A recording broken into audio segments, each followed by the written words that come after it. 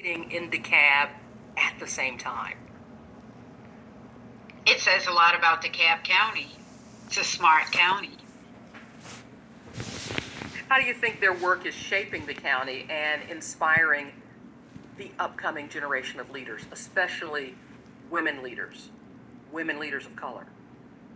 It says an example that you can be to the young women that we meet in schools and in our communities, in our summer camp programs, that you can be whatever you want to be.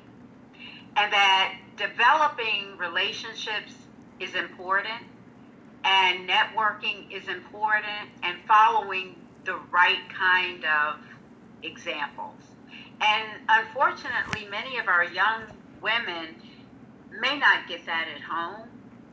And so we have to provide and make ourselves available to our young girls coming along. Carla, why is it so important to celebrate women of color, especially Black women, during Women's History Month in 2025? Because I'm a Black woman. and I think we're important.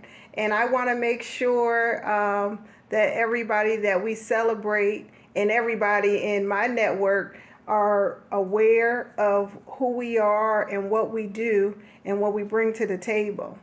And so that's why.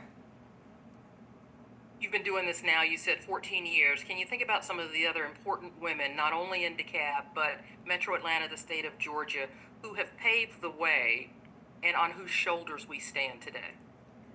Oh, of course, Mrs. Abernathy, Coretta Scott King.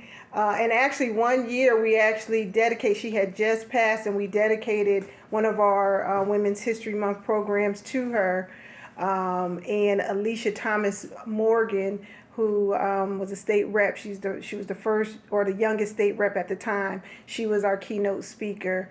It's so many women in Atlanta. Elizabeth Wilson. Yes. Omalami. Yep. Yes.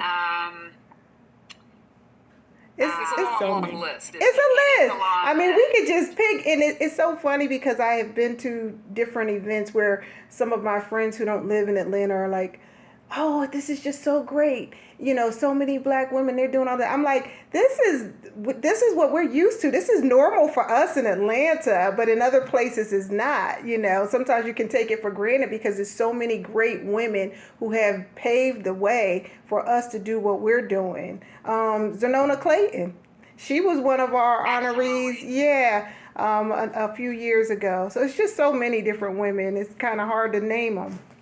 And the interesting thing and the real dynamic